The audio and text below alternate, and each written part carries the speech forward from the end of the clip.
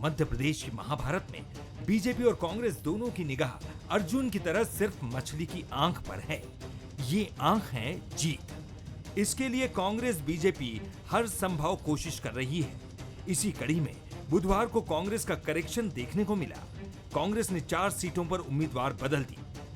सुमावली में कुलदीप सिकरवार की जगह अजब सिंह कुशवाहा, पिपरिया में गुरुचरण खरे की जगह वीरेंद्र बेलवंशी, बड़नगर में राजेंद्र सिंह सोलंकी की जगह मुरली मोरवाल, जावरा में हिम्मत श्रीमाल की जगह वीरेंद्र सिंह सोलंकी। इससे पहले दूसरी लिस्ट में भी कांग्रेस ने 3 प्रत्याशी बदले थे। जीत की आस में कांग्रेस करेक्शन भी कर रही है, तो बीजेपी ने भी जीत की आस में इस बार सांसदों और दिग्गजों को मैदान में उतारा है। प्रत्याशी बदलने को लेकर कांग्रेस के अपने तर्क हैं। तो सीएम शिवराज ने कांग्रेस को टिकट बदल कांग्रेस नाम दिया है। अगर 4 टिकट बदले गए हैं तो पार्टी बहुत संजीदा है, बहुत गंभीर है और गंभीर तौर के रूप से सुना है कार्यकर्ताओं को। आगे अगर कोई आपत्ति है तो पार्टी उसको भी सुन रही है, लेकिन हम कोई भी मौका नहीं छोड़ना चाहते हैं कि हमारा कोई भी प्रत्याशी कहीं पर भी किसी भी कारण से हारे चुनाव। टिकट बांट दिए और बाद में जब गदर हुआ तो कमलनाथ जी ने कह दिया दिग्विजय सिंह के कपड़े फाड़ो, जयवर्धन के कपड़े फाड़ो, तो कपड़ा फाड़ कांग्रेस हो गई। और बाद में जब फिर और गदर मचा तो अब कई टिकट बदल रहे, कुछ बदल भी दिए, तो टिकट बदल कांग्रेस हो गई। कांग्रेस घबराई है, परेशान है और समझ में नहीं आ रहा है क्या करें। भारतीय जनता पार्टी को जनता का समर्थन और आशीर्वाद मिल रहा है, मैं जनता का आभारी हूँ। अभी तक 7 सीटों पर प्रत्याशी बदल चुकी कांग्रेस अभी कुछ और सीटों पर करेक्शन कर सकती है। मतलब साफ है कि 2023 की सियासी लड़ाई में विजय ही एकमात्र लक्ष्य है। बीजेपी भी फतेह हासिल करने के लिए संगठन को चुस्त दुरुस्त करके मैदान में है। कुल मिलाकर जीत का एकमात्र फॉर्मूला है, जिसके लिए बीजेपी कांग्रेस फिलहाल कुछ भी करने, कोई भी कुर्बानी देने को तैयार नजर आ रही है। बंसल न्यूज के सवाल। पहला सवाल, क्या कांग्रेस का करेक्शन बताएगा जीत का कनेक्शन? दूसरा सवाल, क्या प्रत्याशी बदलना बगावत का नतीजा तो नहीं? तीसरा सवाल, क्या जीत के लिए कुछ भी करने को तैयार हैं पार्टियां? नमस्कार, मैं हूं शरद द्विवेदी और हमारा आज का मुद्दा है कांग्रेस का करेक्शन। करेक्शन जिंदगी का बड़ा हिस्सा है साहब। दरअसल ये करेक्शन हम अपने भीतर नहीं करते, हम दूसरों के भीतर ही करेक्शन हमेशा करना चाहते हैं।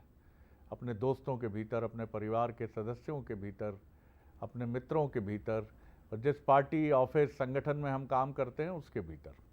और जबकि करेक्शन की शुरुआत होती है चैरिटी बिगिन्स एट होम, यानी गड़बड़ी कई बार चिराग तले अंधेरा की तरह आपके भीतर ही होती है। कांग्रेस ने अच्छा किया कि सही समय पर अपने को करेक्ट किया, क्योंकि कई बार क्या होता है कि जब बड़े बड़े दिग्गज नेता बैठकर सीईसी में, इलेक्शन कमेटी में, सेंट्रल इलेक्शन कमेटी में बैठकर टिकट ले लेते हैं तो एक बात नाक की भी हो जाती है, चौधरी की पगड़ी की भी बात हो जाती है कि अब हम ही ने तो चुना है और हम ही कहें कि अब बदल लो इसका तो हमारे फैसले पे सवाल है। लेकिन कांग्रेस ने जरा भी देरी नहीं की। जाहिर तौर पर आपने जब टिकट बदले हैं तो बीजेपी को ये कहने का मौका तो दे ही दिया है कि आप घबराए हुए हैं, परेशान हैं, जैसा मुख्यमंत्री शिवराज सिंह चौहान कह रहे थे। लेकिन ये करेक्शन क्या जीत का कनेक्शन बना सकता है? ये निगाह इन टिकटों पर तो ज़रूर रखनी होगी, क्योंकि ये बताएगा हमें कि ये करेक्शन कितने जीत के कनेक्शन से जुड़ता है, या फिर ये दबाव में लिया गया फैसला है, बगावत से बचने के लिए लिया गया फैसला है, और ये जीत का कनेक्शन नहीं, ये तो अपीजमेंट का एक तुक्का है। ये सारी बातें तो 3 दिसंबर हमें बताएगा। लेकिन इतना ज़रूर है कि कई बार आपको आगे बढ़ना है तो लंबी छलांग के बजाय कई बार 4 कदम पीछे जाने की शैली भी आपकी बड़ी मदद करती है। इसीलिए कहा जाता है कि बी फ्लेक्सिबल, लचीले होइए आप। चलिए आज इसी पर हम बात करेंगे कि ये करेक्शन कांग्रेस के लिए कितना महत्वपूर्ण हो सकता है या नुकसानदायक भी साबित हो सकता है। हमारे साथ हैं दिनेश गुप्ता जी, वरिष्ठ पत्रकार, राजनीतिक विश्लेषक। सर बहुत स्वागत है आपका। हमारे साथ हैं डॉक्टर दीपक विजयवर्गीय, वरिष्ठ बीजेपी नेता, मीडिया मध्य प्रदेश के स्पोक्स पर्सन, उनका मैं बहुत स्वागत करता हूं। बहुत धन्यवाद। अब्बास हफीज साहब हैं, उपाध्यक्ष हैं कांग्रेस के मीडिया विभाग के, उनका बहुत स्वागत। धन्यवाद सर। दिनेश जी, किस तरह देखते हैं आप ये बेचैनी है कांग्रेस की या कांग्रेस का करेक्शन एक सही डायरेक्शन में आपको दिखता है? किस तरह से आप देखते हैं कांग्रेस के इस कदम को, जो चौंकाने वाला नहीं तो फिर भी सरप्राइज तो करता है हम सबको? देखिए, प्रेशर, केवल जो प्रेशर है जिसमें कांग्रेस पार्टी दिखाई दे रही है, आप सरकार बनाने का प्रेशर भी उसे कह सकते हैं, आप कार्यकर्ता का प्रेशर कह सकते हैं कि जो लगातार भोपाल में आके प्रदर्शन कर रहे हैं, आप बड़े नेताओं का प्रेशर भी इसे मान सकते हैं कि वो दबाव डाल रहे हैं कि नहीं आपने गलत दे दिया। ये पूरी सीरीज है, ये जो प्रेशर है इसकी सीरीज है, और इसकी सीरीज में हमने देखा था कि वीरेंद्र रघुवंशी से जो स्टार्ट होता है वो अभी थमा नहीं है, अभी भी उम्मीद कर ही रहे ना। यदि आपको आमला सीट की इतनी जल्दी क्या थी घोषित करने की, जब आप इंतजार कर रहे थे, एक सीट आपने छोड़ दी थी, तो और कुछ 48 घंटे 50 घंटे और इंतजार आप कर सकते थे। पिछोर की सीट को लेके इसके बाद भी आपने एक बार कैंडिडेट बदल दिया, इसके बाद फिर बात हो रही है कि शायद वापस चले जाएं, वो तो केपी सिंह ने खुद ने कहा, वो फॉर्म भी भर रहे हैं, तो कन्फ्यूजन, करेक्शन के साथ कन्फ्यूजन तो क्रिएट कर रहे हैं ना, और कन्फ्यूजन खुद के भीतर भी क्रिएट कर रहे हैं कि उनको करना क्या है। ये जो कन्फ्यूजन है ये बेसिकली इलेक्टोरल पॉलिटिक्स में नहीं चलता, इसमें क्लियर स्ट्रेटजी चलती है, और अब लग रहा है कि कांग्रेस कन्फ्यूजन में आ गई। ये बड़ी बात कह रहे हैं आप। डॉक्टर दीपक विजयवर्गीय, मुख्यमंत्री कह रहे हैं कि परेशान है कांग्रेस, और हमारे साथ जो सीनियर जर्नलिस्ट और पॉलिटिकल एनालिस्ट हैं उनका कहना है कि कन्फ्यूजन है। जी देखिए, ऐसा है कि मैं समझता हूं कि चूंकि कमलनाथ जी ने सारा का सारा जिम्मा अपने सिर ले लिया है, और पिछले 5 सालों से सारी जिम्मेदारी मेरी है, और जो भी होगा उसका ठीकरा मुझ पर मढ़ा जाए, ये तय कर लिया है। तो इसमें एक तरह की जो मनोवैज्ञानिक दबाव और एंग्जाइटी जैसी जो स्थितियां हैं वो उनके साथ व्यक्तिगत तौर पर मैं समझता हूं कि हो रही हैं।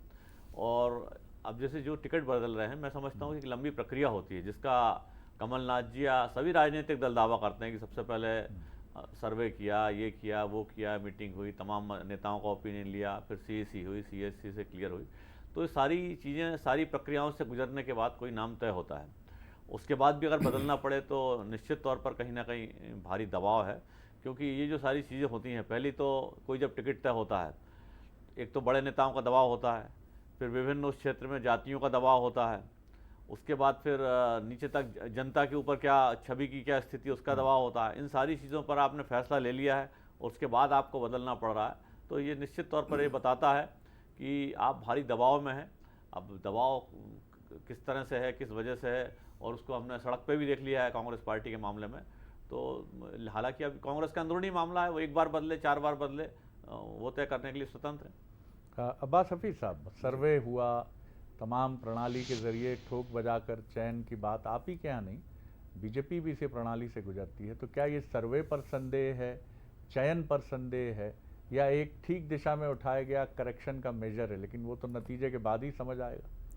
शरद जी, बहुत सारे समीकरण ऐसे होते हैं। सर्वे में बहुत बार ऐसा भी होता है, अलग अलग सीट्स के ऊपर 2-2 नाम एक साथ उठ के ऊपर आते हैं, और जाहिर सी बात है चयन आपको एक का करना है। ये इसका ये मतलब नहीं है कि दूसरा कहीं कमज़ोर था या कम था, उसने भी बराबर की मेहनत की, बराबर की लोकप्रियता रही। लेकिन जब आप चयन कर लेते हैं, उसके बाद अगर कोई आपत्ति आती है, फीडबैक मिलता है, तो परिवर्तन हर राजनीतिक दल करता है। गुजरात चुनाव में सुरेंद्र नगर विधानसभा सीट पे बीजेपी ने परिवर्तन किया था, हिमाचल में चंबा विधानसभा सीट पे बीजेपी ने परिवर्तन किया था, एमसीडी दिल्ली के चुनाव के अंदर 8 प्रत्याशी बीजेपी ने बदले थे। हर जलगांव से बीजेपी ने पहले किसी और को टिकट दिया था महाराष्ट्र चुनाव के अंदर, फिर वहाँ पे अपने सिटिंग एमएलए को टिकट दिया। तो ये सारी चीज़ें हर राजनीतिक दल के साथ होती हैं। जो आपने शुरुआत में कहा, मैं पूरी तरह से वही मैं भी कह रहा हूँ सुबह से, कि जो राजनीतिक दल अपना फीडबैक सुनकर और सही समय पर सही परिवर्तन कर ले, वो समझदारी का काम है। और यहाँ कांग्रेस में सुनवाई तो हो रही है, आदरणीय कमलनाथ जी सुनवाई कर रहे हैं, सुन रहे हैं, लोगों को सुन के उसके बाद निर्णय भी ले रहे हैं आला कमान के साथ बैठ के। बीजेपी के अंदर तो केंद्रीय मंत्री की सुरक्षा खतरे में आ गई, किस तरह के प्रदेश अध्यक्ष जी के खिलाफ नारेबाजी हुई जबलपुर में, वहाँ पीएसओ जो थे उनके, केंद्रीय कैबिनेट मंत्री के, उनके सुरक्षाकर्मी जो थे उन्होंने बंदूक तक निकालने की कोशिश करी बीजेपी के कार्यकर्ताओं के ऊपर। सुनवाई तो कीजिए, सुनवाई होगी। यही एक अंतर है एक तानाशाही रवैये में और एक लोकतांत्रिक रवैये में, और हमें उससे कोई गुरेज नहीं है। हमारा जो भी प्रत्याशी दूसरा बदला गया है उसको भी जाहिर सी बात है कोई बड़ी जिम्मेदारी मिलेगी, उसको संगठन में बड़ी जिम्मेदारी दी जाएगी, उसको सत्ता आने के बाद बड़ी जिम्मेदारी दी जाएगी। हर एक व्यक्ति का लक्ष्य एक है और उस लक्ष्य को लेके चल रहा है। हर बार सूची आती है, कांग्रेस पार्टी ने एक और उसके बाद दूसरी बड़ी बड़ी सूचियां जारी करी। 5 राज्यों के चुनाव के जो कैंडिडेट्स थे उनके सबके नाम उसमें तय हो रहे थे। कहीं ना कहीं दिग्विजय सिंह जी ने भी यही बात कही, कहीं ना कहीं कोई चीज़ अगर परिवर्तन करनी पड़ी है और वहाँ के कार्यकर्ता और जो लोकल लीडर्स थे उनकी बात हमने सुनने का काम किया और हम सुनेंगे, हम सुनने वाले लोग हैं। दिनेश जी, कांग्रेस की तरफ से अब्बास हफीज साहब कह रहे हैं सुनने वाले लोग हैं, ये अच्छी बात है, सही बात है, बात तो सुनी ही जानी चाहिए और फिर अभी नतीजे तक रुकना भी चाहिए। कई बार हम ये देखते हैं, आपका अनुभव तो और लंबा है, कि जब सूची आ जाती है तो उसके बाद जो विश्लेषण होता है, ख़ासतौर से नतीजे आने के बाद, तो पॉलिटिकल पार्टी का भी यही कहना होता है, अगर नतीजे अच्छे नहीं हैं, जो भी पॉलिटिकल पार्टी हो, कि साहब वो तो दूसरी तीसरी सूची देखी तो समझ गए थे साहब, बहुत डल सूची थी, वो जीतने वाला कैंडिडेट था नहीं उसमें। इसका मतलब है कि करेक्शन होना चाहिए। आमतौर पर ये परंपरा नहीं है कि सूची आने के बाद बड़े लंबे चौड़े करेक्शन किए जाएं, क्योंकि पहले की एक्सरसाइज इतनी लंबी होती है। लेकिन कांग्रेस ने बड़ा कलेजा तो दिखाया है, ये तो आप मानेंगे कि 4 कैंडिडेट बदले हैं और 1-2 की गुंजाइश अभी भी रखी है। नहीं, देखिए, रिस्क लिया है कांग्रेस ने, कोई बुराई नहीं है, उनका अपना नज़रिया है। 2008 में भी रिस्क लिया था उन्होंने। उनकी 2008 की सूची को लोग आज भी याद करते हैं कि वो सूची में यदि आखिरी सूची गड़बड़ी नहीं होती तो 2008 में ही वो सरकार में आ जाते। ये सब अनुमान पर आधारित होता है, राजनीति पूरे एक अनुमान का ही खेल है। लेकिन आप ये देखिए, ये कब हो रहा है? जब सारे नेता ये कह रहे हैं कि हमने हर स्तर पर डायलॉग किया, हर स्तर पर बातचीत की। आप ब्लॉक, मंडल, सेक्टर जितने होते हैं, एआईसीसी के ऑब्जर्वर पहली बार आए, एआईसीसी के सेक्रेटरी इंचार्ज आए पहली बार, ये दिग्विजय सिंह कह रहे हैं, कमलनाथ कह रहे हैं। इसके बाद सर्वे भी हुआ, 4 सर्वे हुए। तो ऐसा क्या हुआ? लेकिन जो बात हो रही है वो इसमें रिफ्लेक्ट नहीं कर रही। रिफ्लेक्ट क्या कर रही है कि कांग्रेस में जो छत्रप सिस्टम है या जो कोटा परमिट सिस्टम है, वो उसके आधार पर जो टिकट डिस्ट्रीब्यूशन हुआ था, ये असंतोष उसका है। आप मुझे बताइए कि मुरली मोरवाल यदि आपके सिटिंग एमएलए थे ना, अजब सिंह कुशवाहा सिटिंग एमएलए थे। बाई इलेक्शन में अजब सिंह कुशवाहा आपकी पार्टी में आए, आपने टिकट दिया और चुनाव जीत गए। तो कोई कारण होता है ना, जब आप कहते हो कि कास्ट इक्वेशन बिठाया है, तो फिर आप सिकरवार को हटा के कुशवाहा को दे रहे हैं, तो इससे जिले का कास्ट इक्वेशन नहीं बिगड़ेगा। राकेश मावई का भी तो उसी जिले में असंतोष था ना, उनके यहाँ तो हम देख रहे हैं कि मुरैना में किस तरह की स्थिति भारतीय जनता पार्टी में भी और कांग्रेस में भी है। तो बहुत सारी चीज़ें होती हैं जहाँ आप अपनी मर्जी की चलाते हैं, जहाँ कार्यकर्ता का मन नहीं होता, तो वहाँ इस तरह के हालात पैदा होते हैं और फिर इसमें करेक्शन की गुंजाइश नहीं रहती। शरद जी, जब रिजल्ट आएगा फिर उसमें आप इसके अलावा करेक्शन कुछ नहीं, आप ये अनुमान ही लगा सकते हैं कि हाँ ये गलती हो गई थी। तो इस गलती को आगे कितने साल कांग्रेस के कार्यकर्ता या भारतीय जनता पार्टी को भुगतना है, कोई नहीं जानता। दीपक जी, ये बात बिल्कुल सही है कि जो आप और हम विद्यार्थी जीवन से जो कहावत एक सुनते हैं कि मोर स्टडी मोर कन्फ्यूजन। आप जितना अपने फैसलों पर विचार करते जाते हैं कि मैं ठीक हूँ, आप कहीं ना कहीं उतने कन्फ्यूजन की तरफ जाते हैं। इसीलिए एक थ्योरी ये कहती है कि कर लिया भैया फैसला, अब हार हो या जीत हो सब स्वीकार है, कर लिया, अब हम पीछे नहीं हटेंगे। तो आप मानते हैं कि बीजेपी उसी पाए की पार्टी है कि एक बार हमने ठान ली तो ठान ली, इक्का दुक्का अगर कोई है तो, जैसा अब्बास साहब उदाहरण बता रहे थे महाराष्ट्र का, हिमाचल प्रदेश का, एमसीडी इलेक्शन का, वो सब एक्सेप्शंस होंगे, लेकिन बीजेपी ये मानती है कि एक बार फैसला हो गया सारे फोरम पर तो ठीक है, बढ़ चले हैं आगे, देखा जाएगा। नहीं, देखिए, ऐसा है कि ना तो मैं ये कह रहा हूँ कि अब्बास जी सही हैं या गलत हैं, या हमारी पार्टी ने किसी दूसरे राज्य में कहीं कोई बदला है या नहीं बदला है तो वो सही या गलत किया है। जैसा मैंने पहले कहा, जो टिकट वितरण की जो प्रक्रिया है टिकट देने की, वो कई चरणों से गुजरती है और उसमें कई स्टेक होल्डर होते हैं। पहली बात तो जनता के बीच सो कॉल्ड सर्वे होता है। अब 3 लाख की विधानसभा में कुछ सर्वे होते हैं और सर्वे एजेंसियां हैं जिनके पास 10-15 हज़ार का काम करने वाले रुपए महीने में काम करने वाले लोग होते हैं। वो किसी एक पान की दुकान पे या दूसरी चाय की दुकान पे जाते हैं, कई बार मैनेज हो जाते हैं। एक सर्वे की रिपोर्ट आती है, फिर दूसरे की रिपोर्ट भी उसी तरह आ जाती है। दूसरा कार्यकर्ताओं के जरिए होता है, तो जो मसल वाले कार्यकर्ता उस क्षेत्र में वो दादागिरी से कुछ भी करवा सकते हैं।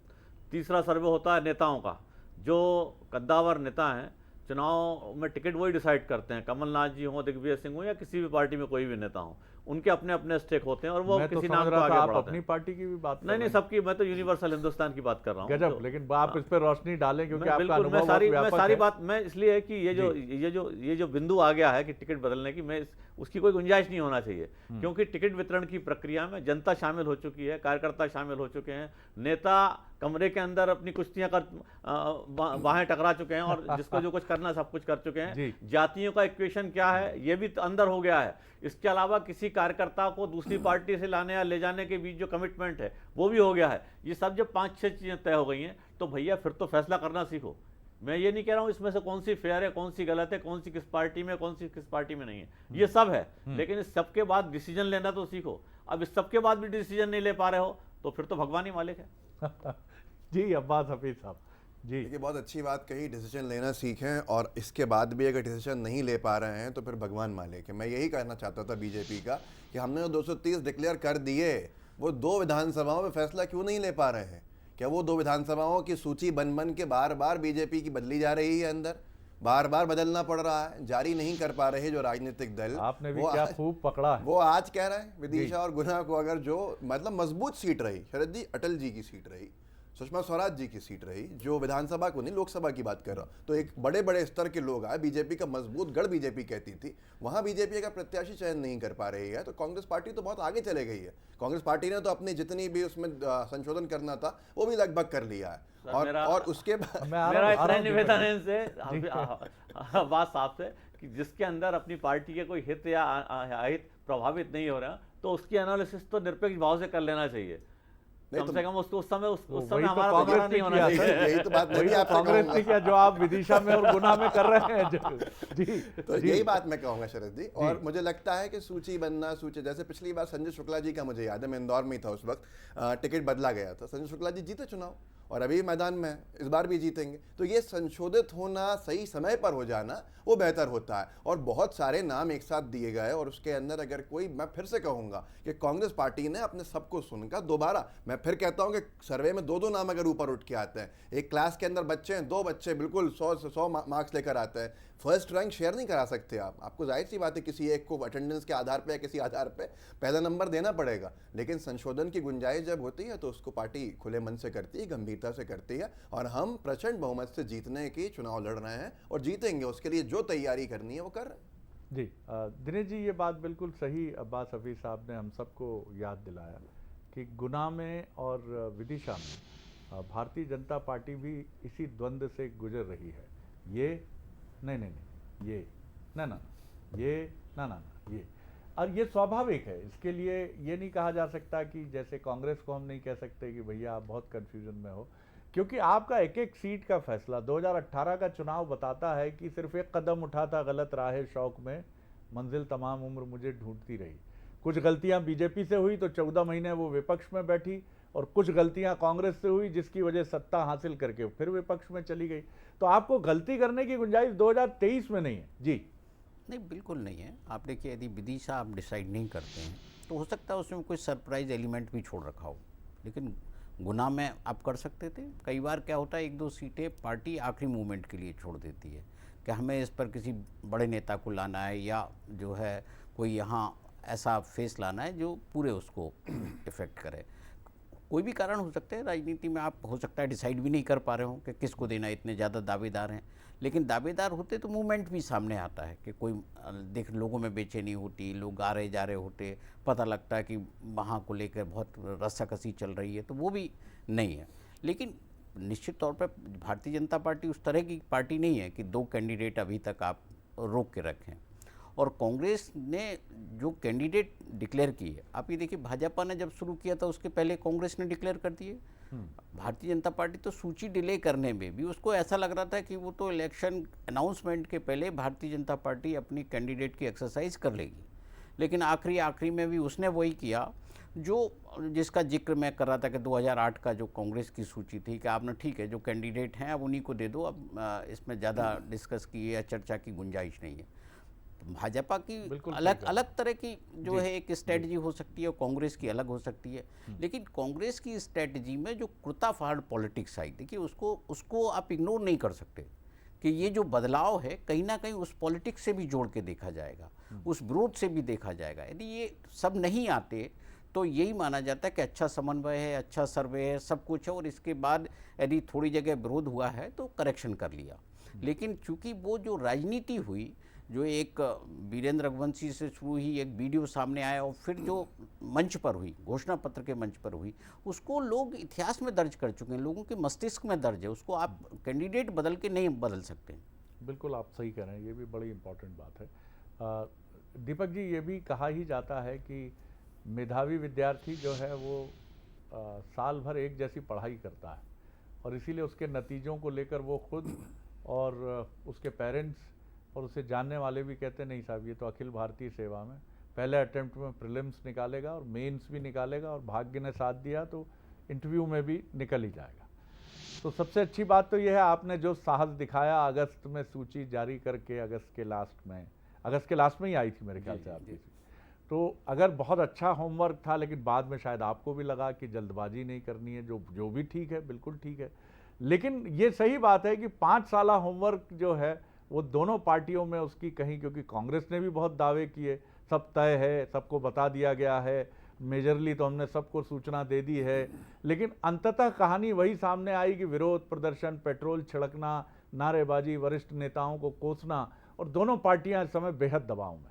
जी देखिए शरद जी, पहली बात तो ये कि राजनीति का खेल और जो स्कूल है उसकी तुलना नहीं हो सकती, क्योंकि राजनीति में मेधावी या मेधा का कोई काम नहीं है। जी। दूसरी बात यह है कि 5 साल काम भी नहीं है, ये जो आखिरी के 1-2 महीने में चुनाव की तैयारियां होती हैं, उसी समय जब मैंने कहा कि 5-6 तरीके से टिकटों की प्रक्रिया होती है, और उसमें जनता के बीच सर्वे भी मालूम शामिल है, कार्यकर्ताओं से बातचीत भी शामिल है, नेताओं की आपसी रस्साकशी भी शामिल है, दूसरी पार्टियों से आए हुए नेताओं के साथ नेगोशिएशन भी शामिल है, जातियों का गणित भी शामिल है, धन बल भी शामिल है, सारी चीज़ शामिल होती हैं। अब मैं समझता हूं कि इसके बावजूद भी अगर प्रक्रिया को समझने के बाद भी कमलनाथ जी जैसा नेता जो पिछले 40 सालों से राजनीति में और इन सारी प्रक्रियाओं का हिस्सा रहा है, फैसला नहीं ले पा रहा है, तो कहीं ना कहीं उनकी अति उत्तेजना या एंग्जाइटी है, जिसके कारण वो भारी मनोवैज्ञानिक दबाव में है। तो क्या अब्बास हफीज साहब माने कंक्लूड करते हुए जिस तरह के दबाव थे, क्योंकि जैसा दिनेश जी ने भी इशारा किया कि जिस तरह का एक संवाद 2 नेताओं के बीच में घटा पीसीसी में, और उसके पहले कमलनाथ जी का एक कथित बयान देखा गया कि जाओ भाई फाड़ो उनके कुर्ते, हो गया जो निर्णय होना था। तो ये दबाव, और उधर दूसरी तरफ आपके बड़े नेता केपी सिंह कह रहे हैं कि यहाँ का भी भरोसा नहीं है, बदल जाए तो बदल जाए, यहाँ से कल कहो यहाँ से भी ना लड़ूं। तो राजनीति को इतनी अनिश्चितता की तरफ ले जाने की क्या जरूरत है? देखिए शरद जी, मुझे लगता है कि कमलनाथ जी और दिग्विजय सिंह जी ने मंच के ऊपर जिस तरह से जनता के सामने पूरा पक्ष रख दिया, उसके बाद कोई गुंजाइश बचती नहीं है, उनके संबंध क्या है सब जानते हैं और क्या बात हुई, और उसके ऊपर वो लोग बहुत बार कह भी चुके हैं। लेकिन आज मैं फिर कहूँगा, कितने सारे पूर्व विधायक को इस्तीफा दे रहे हैं, रोते हुए विधायक देखे जा रहे हैं बीजेपी के, और सब तरफ राजनेता। मैं अगर राजनीति से उठ के हम बात करें तो पीढ़ी परिवर्तन का दौर है एक तरह से बहुत से विधानसभा क्षेत्रों के अंदर। तो बहुत से परिस्थितियां हमेशा की तरह ऐसी भी होती हैं, कुछ अतिशोक्ति भी हो जाती है, तो वो हो रही है। लेकिन आज जब चुनाव आएगा, और चुनाव आ ही गया है, धीरे धीरे हम चुनावी मैदान में जाएंगे, हमारी समन्वय समिति भी काम कर रही है, और उसके बाद जब चुनाव में मुद्दों में बात होगी तो फिर असली मज़ा आएगा और उसमें परिवर्तन की आप बेला देखेंगे। चलिए, इसके लिए बहुत शुभकामनाएं आपको कि परिवर्तन की बेला की आप बात कर रहे हैं, और बीजेपी का दावा है कि कोई परिवर्तन नहीं, 5वीं बार फिर बीजेपी सरकार। तो डॉक्टर दीपक विजयवर्गीय जी को भी ढेर सारी शुभकामनाएं हैं। बहुत धन्यवाद। और इन शुभकामनाओं के बीच में मतदाता का मानस है, जैसे किसी मैच का पल्ला एक ही टीम की तरफ झुकता है तो वो जानता है, वो ये भी सोच रहा होगा कि मैं तो इस पार्टी को वोट करने जा रहा हूँ, मेरा पड़ोसी किसको वोट करेगा। पूछता भी होगा कि क्या गुप्ता जी क्या लग रहा है आपको, तो गुप्ता जी क्या कम है, वो भी पूछेंगे, आपको जो लगता है वही हमको लगता है। तो ये राजनीति का सबसे दिलचस्प पहलू है। पत्रकार अपनी बात कहते हैं, चाय की दुकानों पे जो डिस्कशन होता है उस पर सब कान लगाए रहते हैं कि कॉमन परसेप्शन क्या आ रहा है उभर के। अगर किसी एक पार्टी की पक्ष की हवा है तो थोड़ी देर में आपको लगेगा कि वही बयार चाय की दुकान में बेरी, भैया हो गया साहब फैसला, हो गया, अरे साहब कोई बात ही नहीं है। वही जो आप कह रहे थे चरद जी, वही जो आप कह रहे थे स्टूडियो में, वही है भाई साहब। तो ये बड़ा चतुर है भारत का मतदाता कि उसके मन की था लेना साहब इस धरती और आसमान की थाह लेने के समान है। वो तो जिस दिन ईवीएम मशीन के पास जाता है उसी समय वो पंच परमेश्वर हो जाता है। और किसी नियंता की तरह अपनी उंगली से झींगुर वाली आवाज़ जब पहली बार ईवीएम आई थी तो लोगों ने कहा झींगुर बजते हैं, तो वो झींगुर बजाएगा था। और देखते हैं, शुभकामनाएं फिर एक बार दोनों को हैं। बहुत शुक्रिया दिनेश जी, बहुत शुक्रिया अब्बास हफीज साहब, बहुत धन्यवाद डॉक्टर दीपक विजयवर्गीय। आगे देखिए छत्तीसगढ़ का हमारा एक्सक्लूसिव बुलेटिन मोर माटी मोर खबर। नमस्कार।